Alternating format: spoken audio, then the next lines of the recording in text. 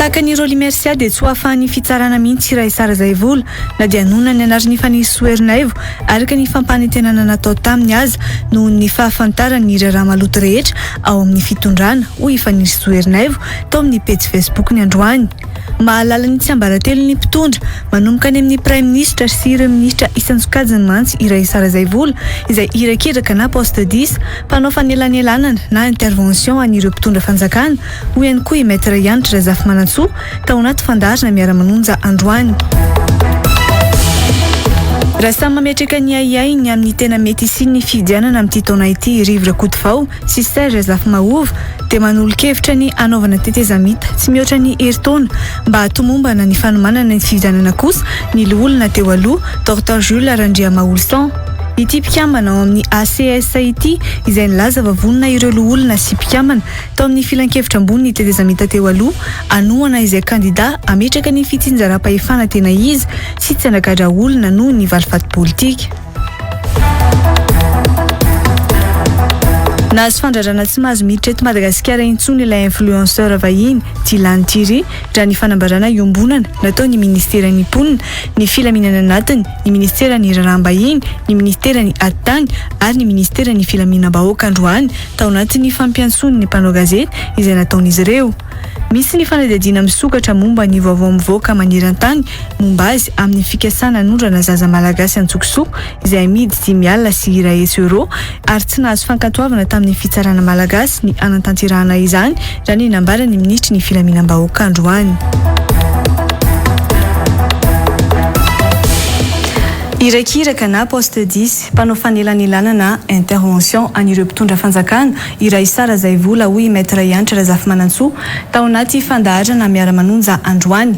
Nanomboka namoaka ny tsiambaratelo tamin'ny alalan'ny famoahana horonan-peo anefa i Raisa rehefa nisy ny tsy fafanarahana teo amin'ny resabola tamin'ireo tompony raiki-panjakana isan-karazany ka antony nampidirana azy amponja hoy Maître Yanitra Razafy nanamafy tao amin'ny compte Facebook ny ihany koa Soerinaivo filohan'ny syndicat ny mpitsara teo aloha sady filohan'ny RMDM France afaty sy ho navoaka ny fonja mihitsy Ray Sara Zaivola na dia nanonona ny anarany Soerinaivo araka ny fampanantenana natao taminy azy noho ny fahafantarany ny raharaha maloto rehetra ao amin'ny fitondrana.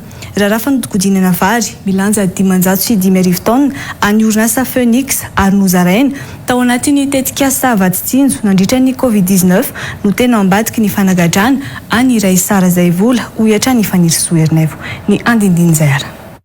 Fanaovana ampamoaka tamin'ny alalan'ny horonan-peo mahavoasaringitra ny mpitondra no tena nanomboka nahafantarana ny mpanara-baovao any Ray Sara Zaivola.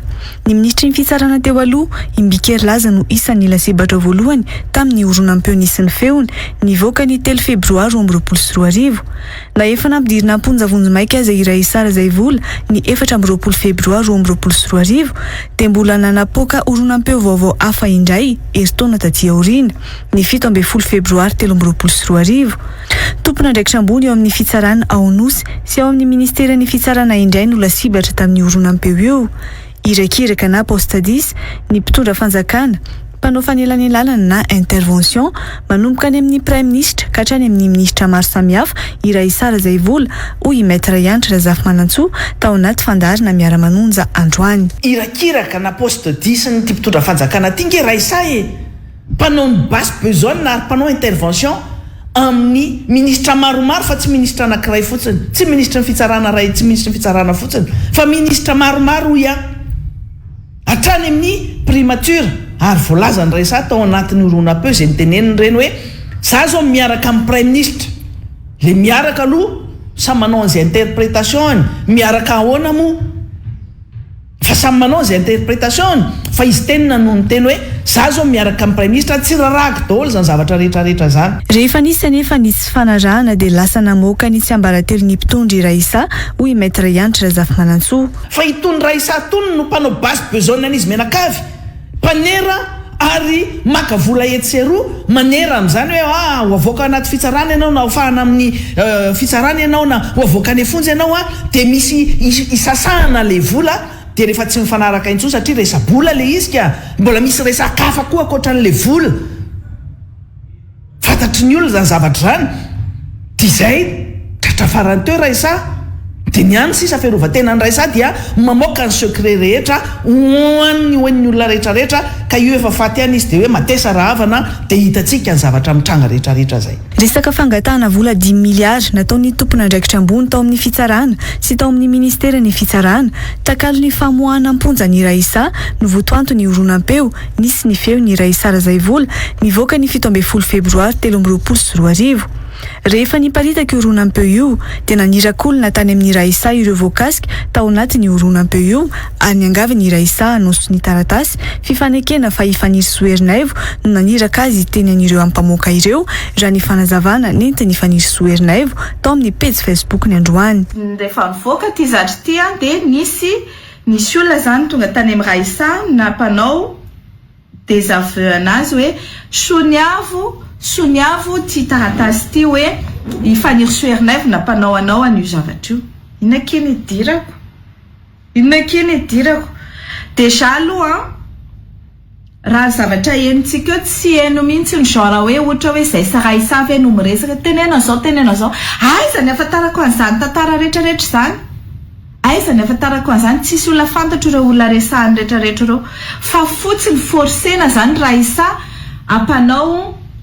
apanaovina démenti hoe efa nitorina ny lohako zako efa migadra ty amponja firy 9 mois faniry Soerinaivo ny tenena hoe zao dia amin'izay ho ny avoaka ny rehefa lany président de république izy na izy lasa ministre. Fangatahana izay tsy neken'ny raisa Razaivola ka antony nanagadra anazy 7 taona asa an-terivozana raha ny nambara nomaly rehefa nivoaka ny fitsarana. Dia omena sasy aiza, omena penina maximum. Za tsy anaka hatramin'ny farany, tsy hanonona faniry soa hatramin'ny farany na nananao sonina tsy an'io taratasy manonona ny faniry Soerinaivo io anefa i raisa Razaivola tsy ho tafavoaka ny fonja izany mihitsy satria mahafantatra ny tsy ambaratelo ny fanjakana amin'izao hoy faniry Soerinaivo. Raisa zao teneniko anao na tsy nananao soni an'izany taratasy zany ianao tsy navoaka ny zareo tao. Heureusement ianao mbola mba nanana intelligence ihany hoe remercie de ty zavatra ty. Fa za tena miteny aminareo nananao an'io raisa hoe nandeha nanao signature n'iny lettre iny tsy nivoaka tao raisa na mama nandoa an'izany 5 miliara zany raisa tsy nivoaka tao izy satria mbola misy zavatra hafa koa anenjehany zareo an'ireo mpivady ireo magoy tsy manjara ataon'io fitondrana io zao lasa tonga ty apotsofoka aty satria nahoana raisa sy io maître la io misy témoin amina fangalarana vary nataon'ny fitondrana tamin'ny Covid. Affaire Phoenix sy Aziana io raha io tena problème zareo mila nagadrana ny raisa tsy voaka tao mifonja tao. Tsy maintsy isy ny lotapaka ato fa tsy maintsy anao ampamoaka mikasika io raharaha Phoenix io ifaniry Soerinaivo raha ny nambarany. Nanana malheur zareo ny tenena zany natao hoe misikosikotra biby andavaka. Za efa ty amin'ny resaka fifidianana tsy manjary aty ny asany lohako mbola ampidirina amin'ity resaka tsy manjarynareo ty. Zao zao voatery lasa miditra, zao tsy maintsy andinika an'ity dossier Phoenix ty dia tsy maintsy ampafantariko anareo satria il y aura des têtes qui vont tomber. Ny antsony filohan'ny syndicat ny mpitsara eto Madagasikara mba handray ny andraiky ny manoloana izao raharaha mahavoatonona ny anaran'ny mpitsara izao moa ifaniry Soerinaivo. Ny antsony Bianco ihany koa izy mba hanokatra fanadiadiana. Miasa mangina sy ao anatin'ny fitoniana ny Bianco hoy ny tale général ny androany raha nanontaniana mahakasika ireo ampamoaka nataony raisa Razaivola nandritra ny fitsarana azy omaly. Efa manantanteraka ny asan'ny Bianco hoy izy fa tsy afaka ny laza ny tsy ambaratelo ny fanadiadiana efa iroson'izy ireo ao anatin'izany. Tsy aivina moa fa nampangain'ny raisa Razaivola ho nakavola mitentina 2.10 miliara ariary taminy ny tompona andraikitra ambony ao amin'ny fitsarana sy ao amin'ny ministera ny fitsarana. Nansirana Evson sy tokony randrenjatofa. Manolona olo-mpanjakana anankiroa raha isany izay nolazainy fa nomena vola ho anivony ministèran'ny fitsarana ohatry ny manginany avy aty amin'ny Bianco. Inona no action ataonareo? Ohatra ny manginany aty amin'ny Bianco, tsy ny Bianco tsy mpitabataba aloha voalohany indrindra. Rehefa miasa izy dia ao anatin'ny fitoniana fa ny misamboaravoara ao anatin'ny fiarahamonina azy zany. Tsy any Bianco izany mitabataba izany. Manatanteraka ny asany Braumale tena dina mikolikoly ary tsy afaka ilaza ny tsy ambaratelan'ny fanadihadiana fa izahay dia tahaka anareo rehetra mahatsapa an'izany. Tsy ambaratelan'ny fanadihadiana voalazako teo voafehiny izany izahay fa izahay mahita ny zava-misy eto amin'ny tany sy ny firenena. Mamofady ka tsy maintsy andraisana fepetra ny fanaparitahana ny fampiantsona na ny acte d'enquête nomena ny filohan'ny CAF teo aloha Amady tany Mahajanga raha ny nambarany Tale Général ny Bianco androany.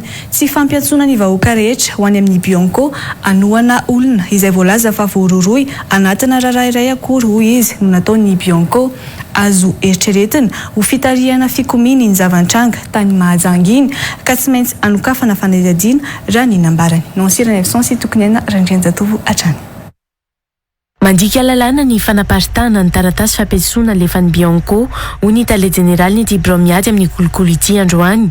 Efa miabetsaka ho izy ny fanaparitahana ny taratasy fampiantsoana io ka tsy maintsy andraisana fepetra. Nisy zavatra niseho tokoa tany Mahajanga ary fitarihana olona le izy olona anankiray izay natsony Braumale tena dinan'ny kolikoly hanazava ny raharaha izay mahavoaroy azy.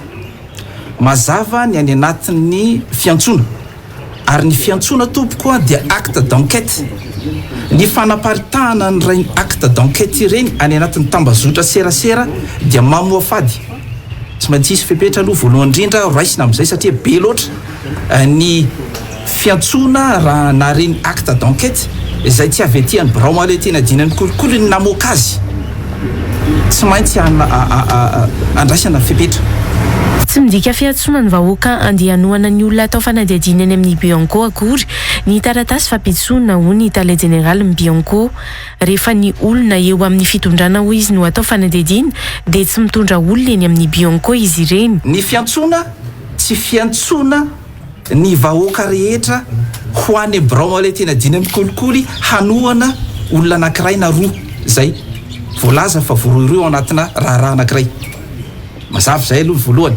Ny faharoa, misy ny olona izay ao anatin'ny fitondrana fanjakana amin'izao fotoana izao natsony Braumale tena dinan'ny kolikoly teto tsy nisy fitarihana olona nataony. Inona zany ny antony? Nitarihan'le olona tany Mahajanga amin'ny alalan'ny famoahana an'ilay fiantsona azy hiatrika fanadihadiana. Inona ny antony nanaovana an'izay? Azo eritreretina fitarihana fikomina ve? Fitarihana tsy fanajana ny tany tandalana ve? Ny fanadihadiana no mantatra an'izay satria izy fepetra ho raisina. Notsipihiny Tale Général ny Bianco ihany koa fa manana ny fahaleovan-tenany ity birao iadiana amin'ny kolikoly ity na dia ezahana voizina ho politika avokoa ny fanaovan'izy ireo ny asany amin'izao fotoana izao. Ny Braumale tena dinan'ny kolikoly ary zay ny lazaiko teny am-boalohany dia manao ny asa am-pitoniana na dia mitrotrotra aza amintsika amin'ny teny izao amin'izao vanim-potoana izao ny mpanao politika. Ny Braumale tena dinan'ny kolikoly tompoko dia manana andraikitra amin'ny fanadihadiana ary tafiditra ao anatin'ny antsoina hoe acteur judiciaire izy.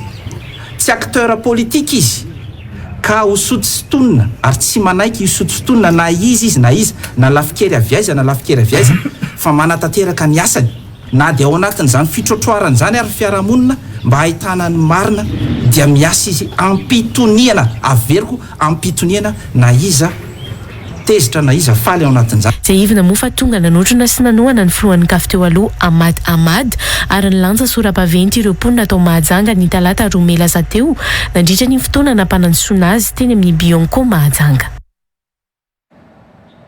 Nanatanteraka fivirina amin'ny 4 trano tao amin'ny hôtely lehibe iray teto Antananarivo ny olobe ao amin'ny faritany ny Mahajanga ny farany herinandro lasa teo. Naharitra adiny 3 ny fionana ary tsy nisy nipika ny resaka raha ny vaovao navoaka ny radio Mangarahara ao Mahajanga. Nifotra tamin'ny firaisan-kina ny zanaky ny faritany ny Mahajanga ny dinika ny arahana teo amin'ny olobe ireo izay nahitana ny profesora Tendrazana Arvelo Alain, prime ministre teo aloha, ny profesora Rabesa Zafera Antoine, ministra no sady ambassadeur teo aloha ary ny filohan'ny université Mahajanga teo aloha ihany koa.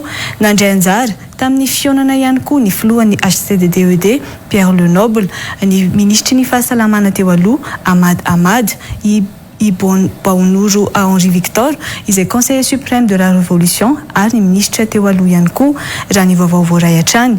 Mbola fanombohana amin'ny fifampidinana nataon'izy ireo izay mijanona ho tsy ambaratelo ihany aloha raha ny tatitra ny vaovao azo hatrany. Ny loharano vaovao kosa no milaza fa misy fandraisany amin'ny fanenjehana ireo olobe zanaky Mahajanga io fionana nataon'izy ireo io.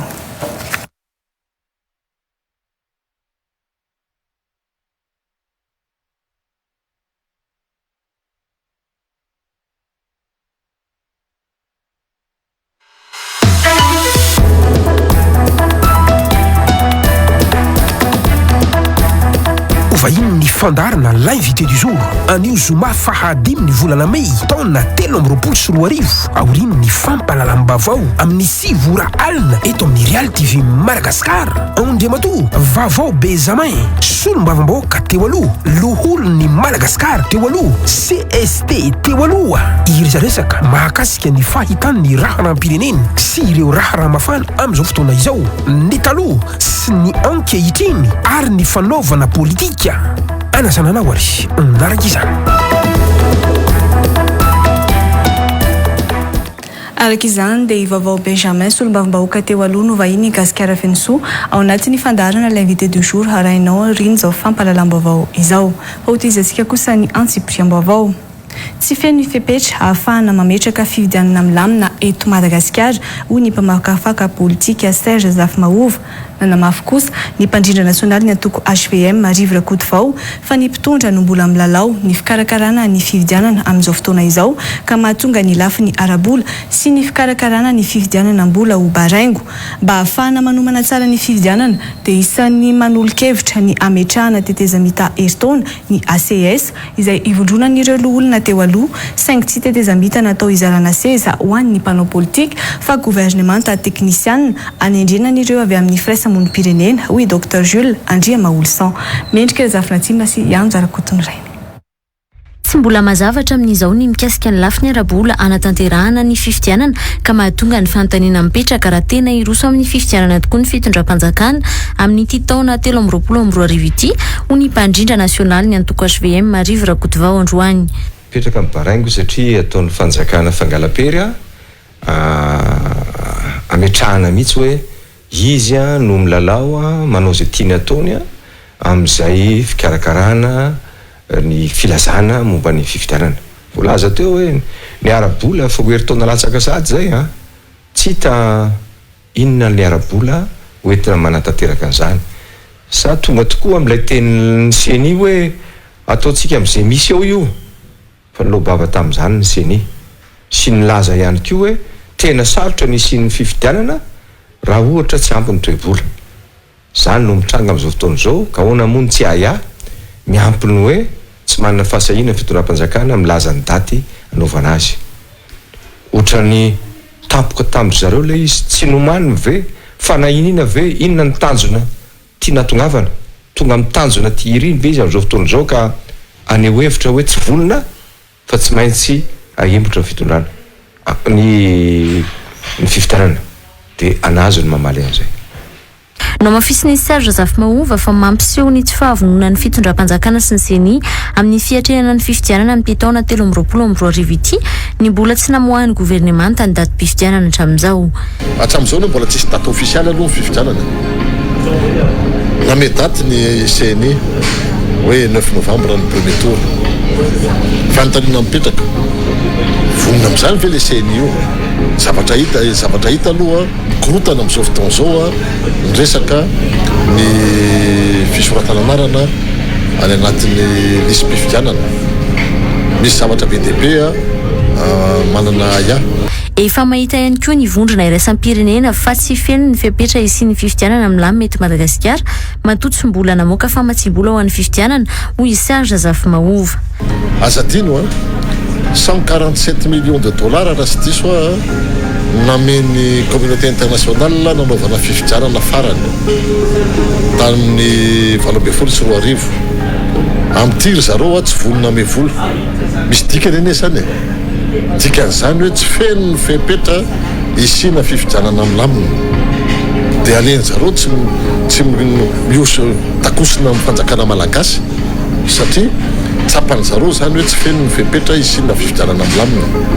Mba isiny izay fifidianana milamina izay dia ny fifanantonana isiny fandiniana ny lalam-pifidianana ihany no takin'ny fanoherana hoy Rivo Rakotovao. Dia izay HVM zany dia mitaky foana miaraka amin'ireo mpiaraka anatin'ny vondron'ny mpanohatra ny siny zany fionana afahana mandamina kokoa mandamina ho satria fa volana vitsivitsy isa dia ho avy ny fifidianana. Azo eritreretina ao anatin'ny fifanantonana eo amin'ny sampitsehatra amin'ny fifidianana ihany koa nefa ny ametrahana teteza mita sy mihoatra ny herintaona mba ahatombana ny fanomanana ny fifidianana hoy ny olona teo aloha Dr Jules Randria Maolson mpikambana ao amin'ny ACS. Fantatsika fa ny FFKM dia nomana anatanteraka mantsy ny fionam-be-pirenena amin'ny farany volana Aogositra ho avy zao.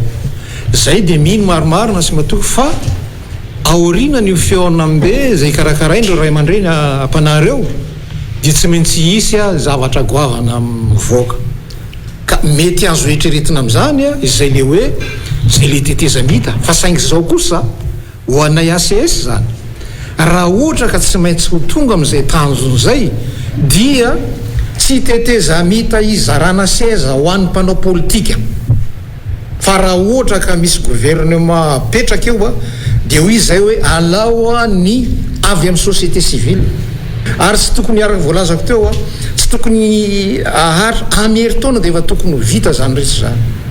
Hatreto moa mbola andrasana ny famoahan'ny gouvernemanta ny daty anatanterahana ny fifidianana eto Madagasikara raha ny 1 febroary 2024 lasa teo ny CENI no efa nanolotra ny daty ny fifidianana filohampirenena fiodinana voalohany ho amin'ny 9 novambra 2024 ary ny 20 desambra 2024 kosa ny fiodinana faharoa.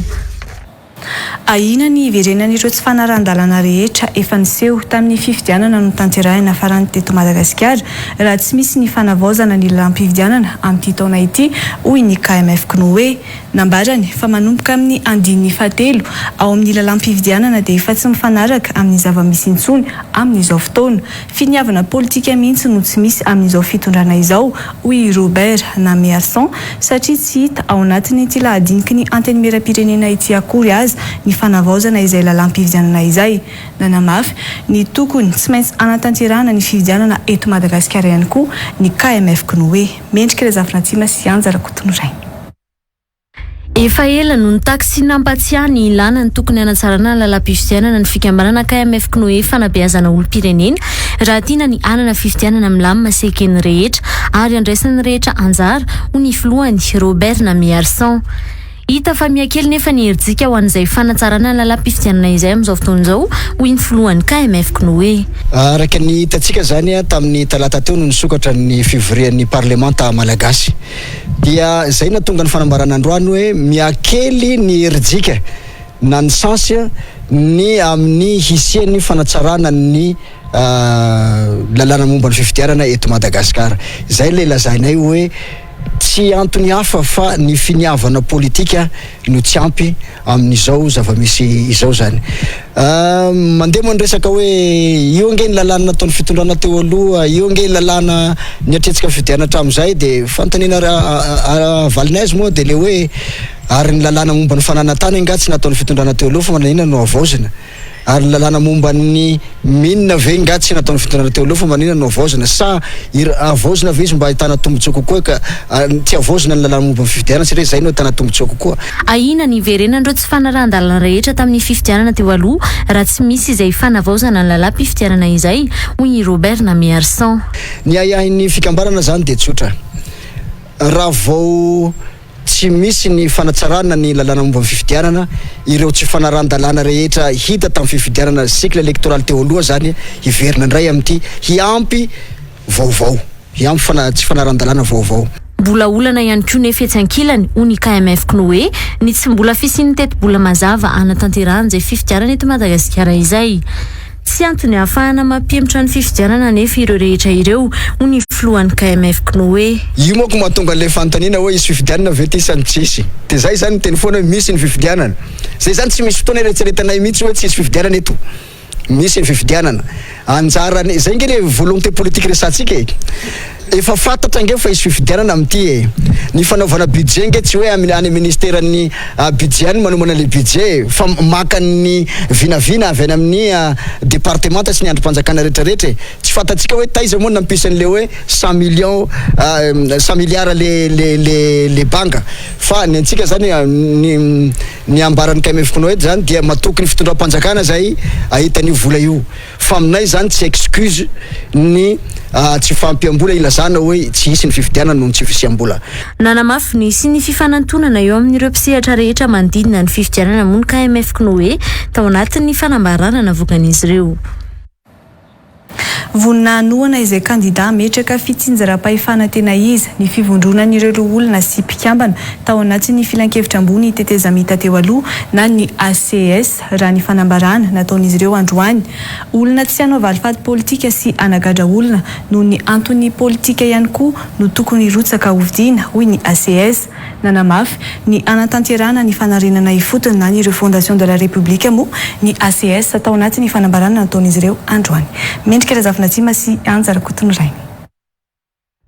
Tokony iainga amin'ny fanovana lalam-pandrenona mihitsy ny fanovana ifotony tokony tanterahana eto amin'ny firenena amin'izao ny sekretera jeneraly ny ACS ivondrona ireo loholona sy mpikambana tao amin'ny filan-kevitra ambony teteza mita teo aloha androany.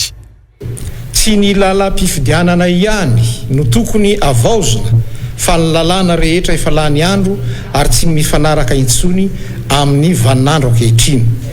Voalohany amin'izany ny lalam-panorenana. Ny lalàna mikasika ny antoko politika ka ny tanjona dia ny fanovana ifotony na refondation de la République. Akaiky ny fifidianana hoy ACS ka vonina anoana ireo kandida afaka mahafeno fepetrana aperak'izy ireo ireto roa olona sy mpikambana atao amin'ny CST teo aloha ireto. Eo amin'ny lafin'ny toe-karena mbola manamafy hatrany ny ACS ny tokony andraisan'ny fanjakana an-tanana ireo seha-pamokarana saripady toy ny angovo ka velomina indray ny solima. Anafatra amin'ny vatana ny solika. Ny fananganana ny banky famokarana malagasy, ny fandraisan'ny fanjakana, ny fitantanana, ny fitrandrahana sy fivarotana, ny volamena sy ny vato sarobidy, ny fanampiana ireo tantsaha amin'ny lafin'ny fitaovana, zezika, masomboly ary fizarana tany ho azy ireo. Foanana ny marché interbancaire de devise na ny MID.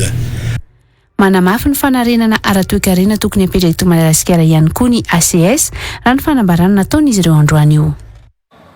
Mangataka ny rosahan'ny solombavambahoaka ny toliara voalohany ny siteny Irandriana Solonyaiko hovidiana ho filoham-pirenena ireo komity mpanohana azy ao amin'ny boriboritany faharoa sy fahaefatra ary ny any Antsirabe araka ny fanambarana nataon'izy ireo. Resy lahatra amin'ny fametrahana ny fitsinjaram-pahefana izay lalantsaina entin'ity solombavambahoaka ity ireo mpanohana azy raha ny nambara ny mpitarika ireo komity mpanohana ny siteny Irandriana Solonyaiko ireo.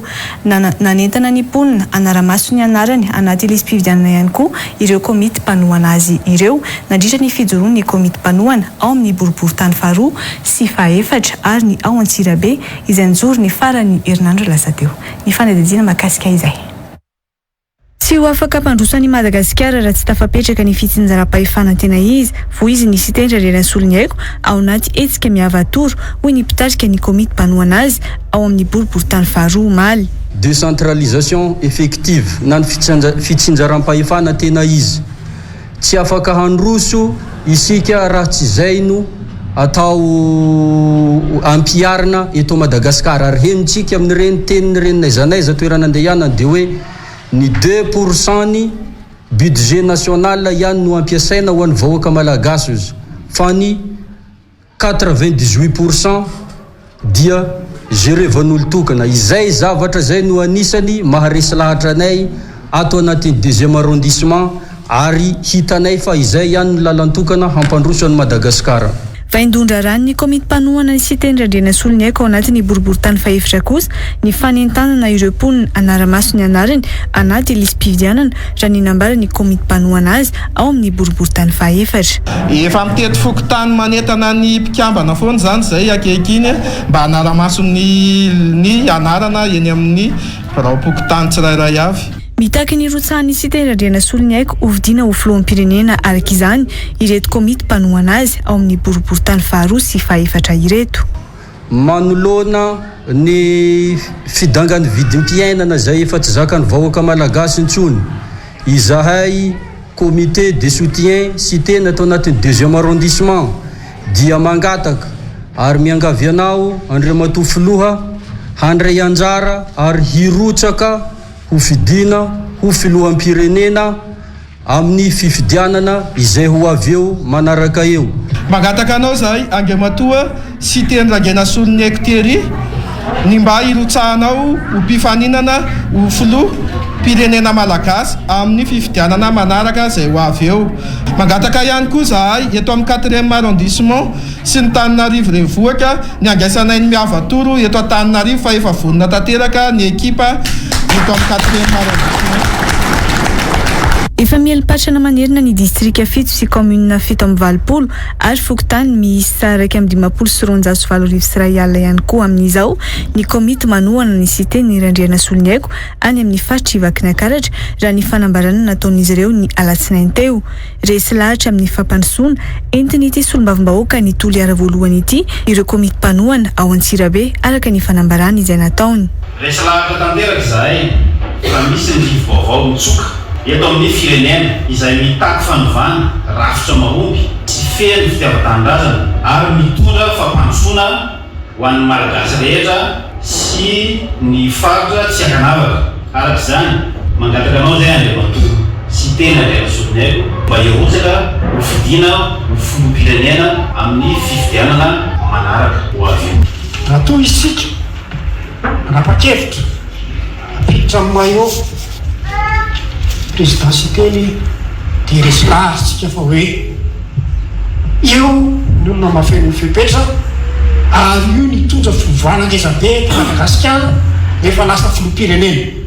Nijoro ny alatsinainy ray me lasa teo ny komity mpanohana ny cité-ny ao amin'ny boriboritany faharoa ary ny alahady 3 aprily lasa teo kosa ny komity mpanohana ao amin'ny boriboritany faefatra raha toka nampafantatra tamin'ny fomba ofisialy ny alatsinainy lasa teo ihany koa ny fijoroany ny CSS na ny comité de soutien cité-ny ao amin'ny faritra Ivakin'ny Akaratra. Lafomba vao afa kosa indray misy mbola nahazoany solombavambahoaka solika efa orovolana izay no mety na betsaka ireo solombavambahoaka tsy tonga nanatrika ny fivoriana ara-potoana sy ny fanokafana izany izay notanterana ny alatalata lasa teo hoy ny solombavambahoaka Mamy Rabenirina. Lasa mameno seza fotsiny ihany koa ireo solombavambahoaka fa mbola maro ireo tsy tonga eto Andrenivohitra noho ny tsy fisiany solika fa saika lasa mitovy amin'ny chèque sans provision ny fananana ny karatra fanilo hoy kosa ny solombavambahoaka Rodin Rakoto Manjato. Vitsy ny solombavambahoaka tonga nanatrika ny fivoriana ara-potoana ny anteny miram-pirenena ny talata lasa teo. Mitatra ny vaovao mahakasika izay no ansira sy tokony Randrianjatofo. Bangabanga tahaka izao ny sezandreo solombavambahoaka tonga nanatrika ny fanokafana ny fivoriana ara-potoana ny anteny miram-pirenena ny talata lasa teo raha ny hita teny an-toerana. No mariny kistora fahatelo anivon'ny anteny miram-pirenena ihany koa io fahavy ny fahatongavany solombavambahoaka io ary nilazany fa omaly alarobia vao tena manomboka ny fivoriana ka manantena fa efa andalana ireo solombavambahoaka. Fitaom-pivoriana tena akatoko ny fifidianana ty. Zany hoe fitaom-pivoriana ara-potoana voalohany amin'ity taona azo lazaina fa tena taona politika ity.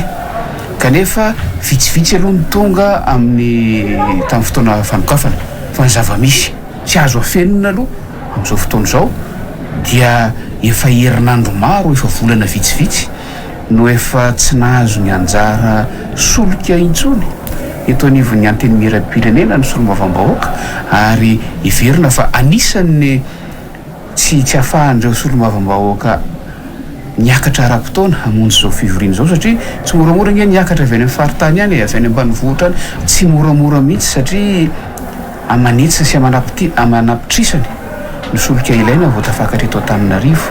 Betsaka ireo namana tavela fa tsy tafiakatra ho ihany koa ny solombavambahoaka Anarivomamo voavidy tamin'ny anarany Antokotim. Tokony nomena vola io solika ho an'ny solombavambahoaka io rehefa nisy ny olana raha ny nambarany. Jereo ny député arany tsy re député fa nameno sezadolo rehetrarehetra zay zavatra misy to dia mamenatra le fanilo tsisy provision zany hoe tsy vola sandoka filazany re tsy mihiny olona reny ny ainan'ilay assemblée nationale reny ny ainan'ilay député zany zao BDB ohatranay zao BDB namanay davela jereo zay farafarasiny volan'ny karama sotomina tamin'ny assemblée tamin'ny député io carburant io hoe isana fa tsy nameny le izy dia tokony meny espèce hoe tia mivolanareo fa tsy mataka zay aloha peny espèce dia andanareo vidy carburant nareo. Efa tokony nisitraka ny vidy solika tao anatin'ny karatra fanilo amin'izao ny solombavambahoaka kanefa tsy mbola misy na dia kely aza ho ny solombavambahoaka ny mandoto. Vola tokony horaisinay tamin'ny mois de mars dia tsy misy zao ao amin'ny carte le izy fa tsy azo satria zareo any station tsy mety manakalo raha manakalo za misy zaza ty anakalo ihany fa 40% ny aloha dina zany sa ho an'le solombavambahoaka tsy dia le station mahazo be amin'izao zao raha ny tena marina fomba fanao fa efatry ny volana dia tokony eo amin'ny carte lay vola zao anefa efa lany iny le volana mbola tsy nisy efa ho tango andray ny volana vaovao zao androany efa 2 afaka 2 jours zany fa efatra volana ndray tokony efa maro zany ny vola tokony hiditra anatin'ny carte-nay amin'izao fa tsy misy na dia kely aza. Everina ho ny famahana ny olana ara-tsosialy ny vahoaka any fotony ihany koa no tsy ahatongavana ireo solombavambahoaka niatrika ny fanikafana ny fivoriana ara-potoana ho ny solombavambahoaka ny nosy varika. Zay nay zao mbola sy nindray carburant dia nisan'ny olana koa zany angamba no izy aho vato misakana ny tsy nahatongavana ny akamarony na mety ihany koa misy olana sosialy hafa satria azadiny fa raha ohatra nay manokana ho dia mbola hoe olana be ny vahoaka amin'izao fotoana zao amin'ny resaka ara-sosialy dia izay zany no anisany hoe ny solombavambahoaka moa zany no fantatry ny vahoaka tsy malala hoe any amin'ny ministra raha misy ny olana na hoe any amin'ny membre ny gouvernement fa ny fantany rehefa misy olana ireo vahoaka ireo dia solombavambahoaka ihany no fantany hoe eritreretiny hoe amaha ny olana. Fanikafana moa no tanterahana ny talata lasa teo ho an'ny fivoriana ara-potoana ny antenimieram-pirenena ary androany no nolanina ny fandahara-potoana ho an'ny fivoriana ho tanterahan'ireo solombavambahoaka. Olana teo amin'ny fandoavana ny volan'ny kompania solika Jovena no mety antony nanatsarana ny fandraisana ny karatra fanilo ho an'ity kompania solika ity nanomboka ny volana martsa raha ny fanazavana nentiny tompona andraikitra iray any tombontsolika Jovena androany.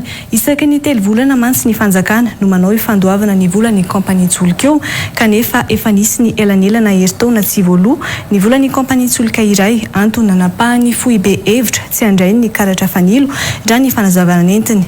Niverina ny alasinainy lasa teo anefa ny fandraisan'ny kompania solika Jovena ny karatra fanilo ary tsy nasiana fetrany intsony ny fakana solika eny amin'ny tombontsolika raha ny famitambavao navoaka nyity tombontsolika ity. Fanadadinina ansirana absence tokony haina rindrenjatofo. Rovolana teo no niatony fandraisana karatra fanilo teny amin'ireo tombontsolika Jovena raha ny fanazavana nentiny ity tompona andraikitra amin'ny tombontsolika ity. Nambarany tao anatin'izany fa ny fahatarany fandoavana vola no nitarika an'izany. Ny fanilo zany nomboka début mars teo nitapaka amin'ny fanilo nilatsaka amin'ny mail avy any amin'ny siège ny Jovena hoe tsy mahazo mandray fanilo daholo ny station Jovena rehetrarehetra.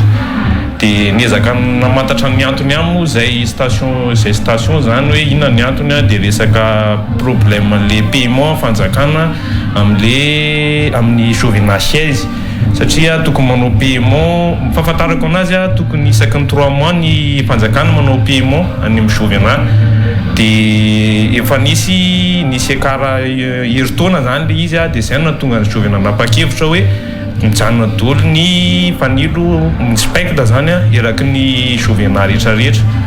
Nanomboka tamin'ny famerana ny isan'ny karatra fanilo afaka raisiny isaky ny tombontsolika iolan'io raha ny nomariny ity tompona andraikitra ity ihany. Fa ny teo aloha teo masy le izy mifierana mifiry analizy hoe station zao ihany ianareo zao ihany ianareo dia indraindray ilay izy ohatra hoe ao anatin'une semaine zany mety hoe efa feno le quota tao anatin'une semaine dia rehefa feno mantsy quota iny dia tsy afaka tohizana tsonga ny faraparan'ny marsa tonga dia tsy nandray tsony mihitsy na ariary ary tonga dia tsy nahazo namoaka tsony na nanao carburant na nanao transaction sans ariary ary tonga dia tsy mety tsony fa tonga dia hoe tapitra tsy mandray tsony mihitsy aloha jusqu'à nouvel ordre. Ny voalohany volana May no nanomboka ny verina indray ny fandraisana an'ireo karatra fanilo ireo ho hiatrany ity tompon'andraikitry ny tombontsoloka ity. Nisy moa ity fampahafantarana navoaka ny Foibe Jovena ity tamin'io fotoana io.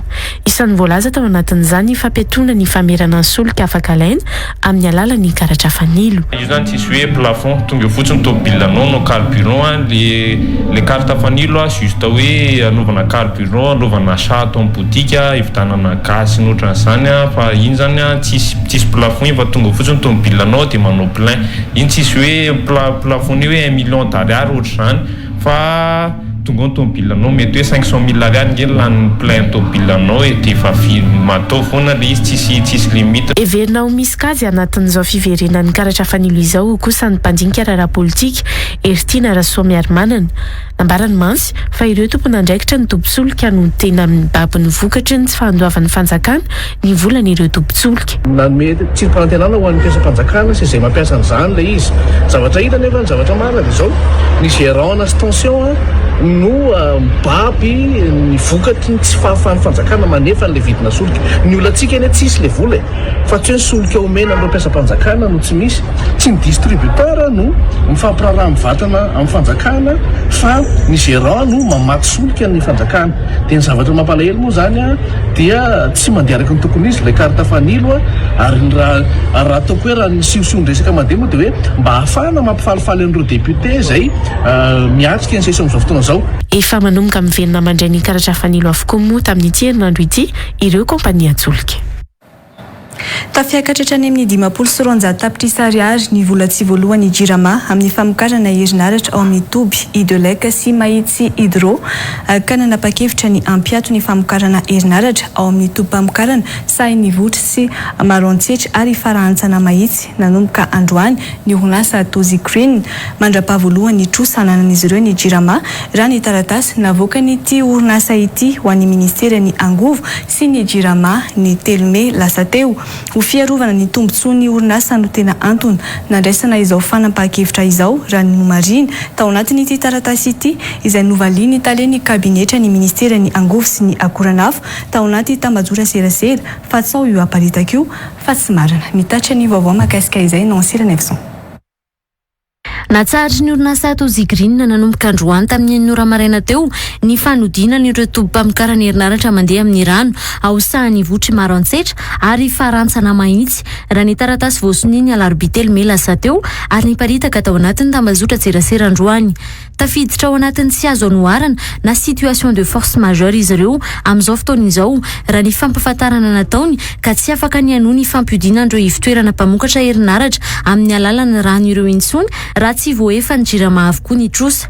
Tafiakatra 500 tapitrisa ariary mantsy amin'izao ny vola tsy voalohany Jirama io raha ny voarakitra tao anatin'io taratasy io ka nanapa-kevitra ny mpitantana ny orinasa ny ampiato sy ny famokarana ny herinaratra ao amin'ny toby Idelec sy Mahitsy Hydro.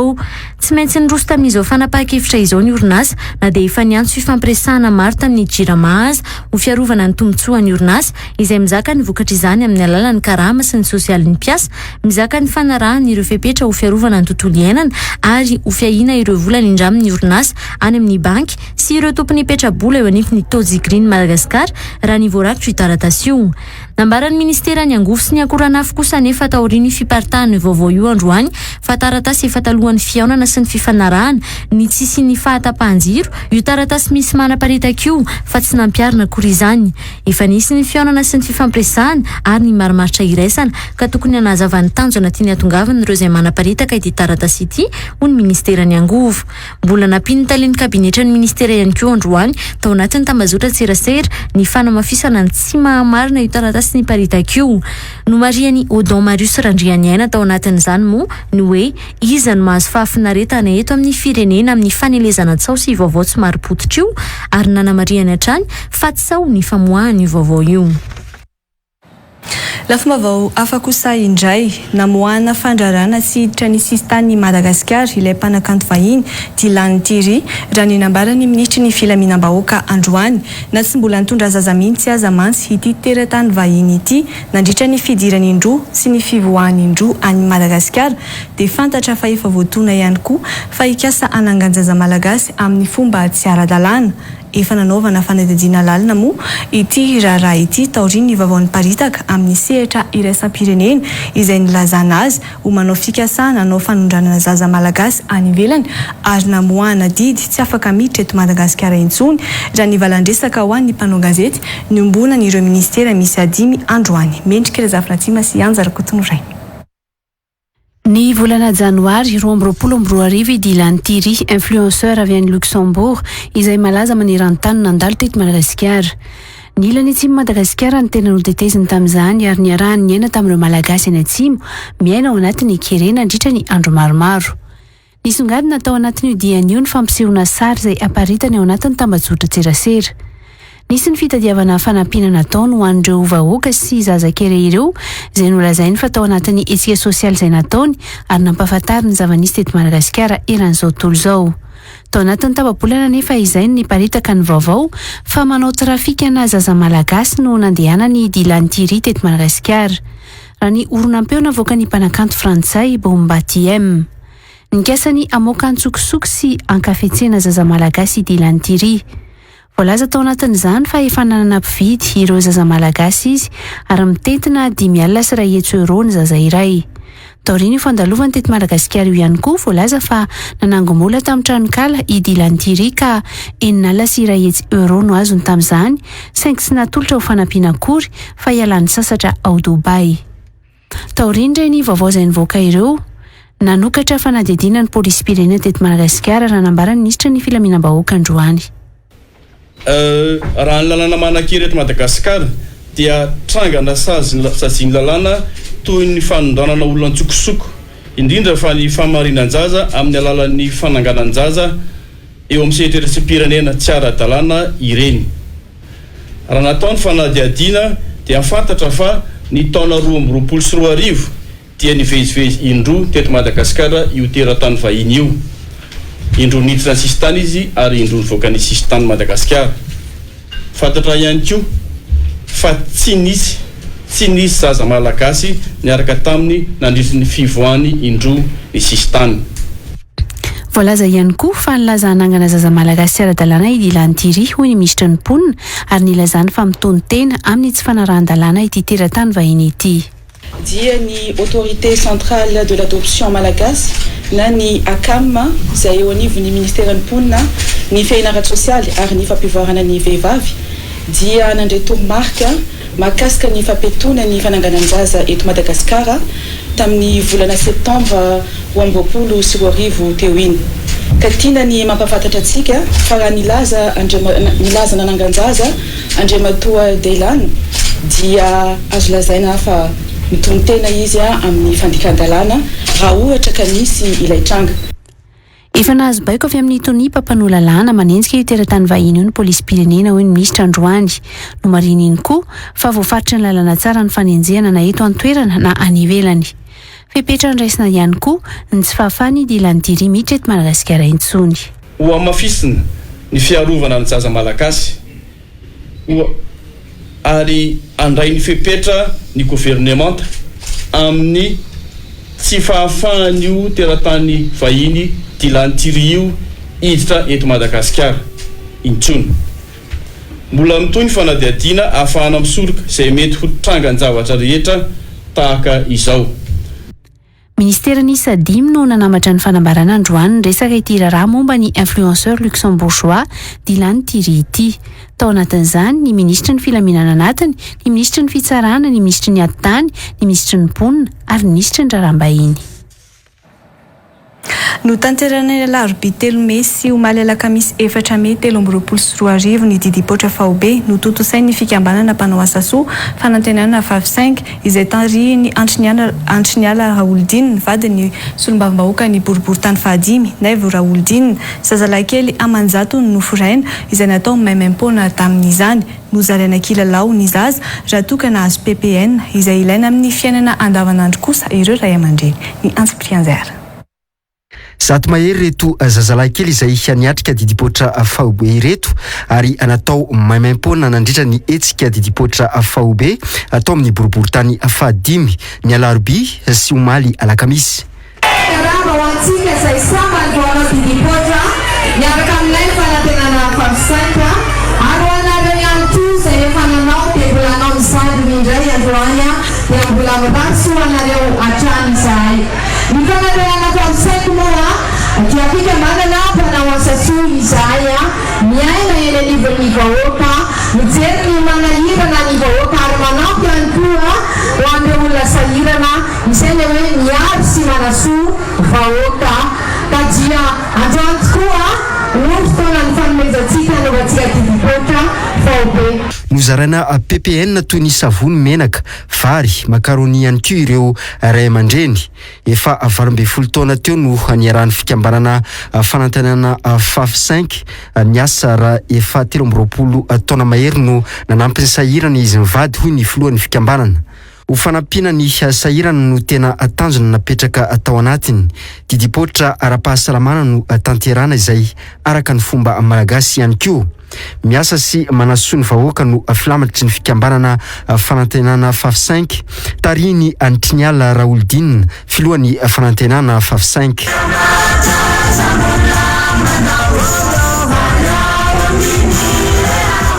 Hiditra amin'ny pejy 2 kosa risika.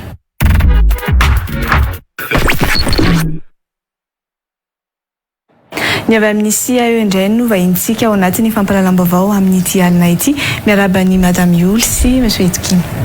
Miarabany Mikaela. Miarabanao Mikaela, miarabany namana teknisiana rehetra ary miarabantsika rehetra izay manaraka izao fampahalalam-baovao izao.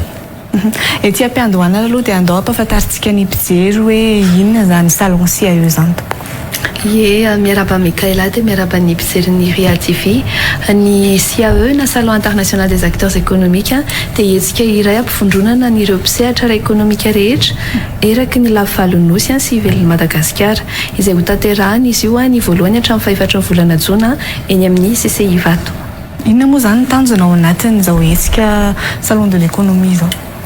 Anisan'ny tanjona aloha zany voalohany akoatra ny varotra fampirantiana izay ataonay hitatiavana mpividy mivantana dia misy ihany koa ny séance de réseautage P2P na fifandraisana mivantana amin'ireo mpitantana orinasa izay ho azavain'ny partenaire anay Monsieur Itokina rehefa aveo ary mampiavaka an'ity andian'ny faharoa ity dia ny Korea Madagascar Business Forum izay arahanay miasa amin'ny masoivoan'ny Korea Atsimo eto Madagasikara. Izy io moa zany dia anasana ireo solotenana orinasa goavana avy any Korea Atsimo misehatra amina sehatra asa maromaro izay te hisehatra eto Madagasikara ary zareo.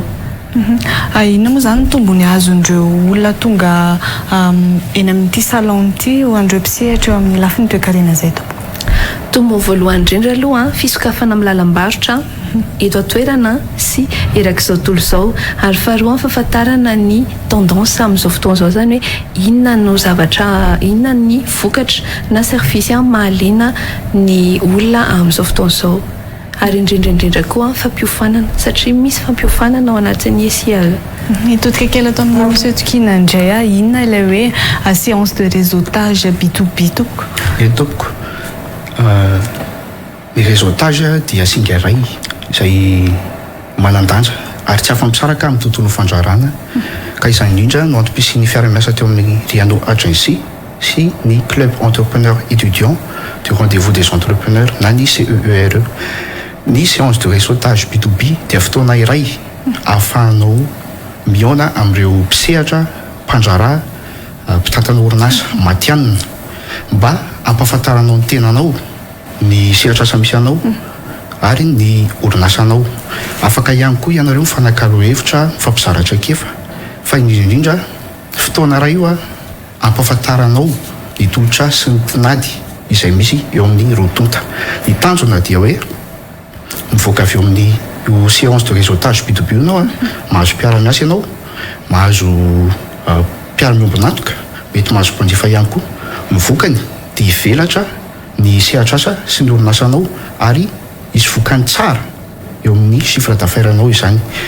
Misy endriny anankitelo na hoe format ny rencontre B2B amin'ity dia ny rencontre des acteurs. Ny rencontre des acteurs dia fampifondronana ireo atao hoe isaky ny secteur d'activité amina latabatra boribory dia eo nareo no mifanakalo hevitra. Ny faharoa dia ny soirée des opportunités.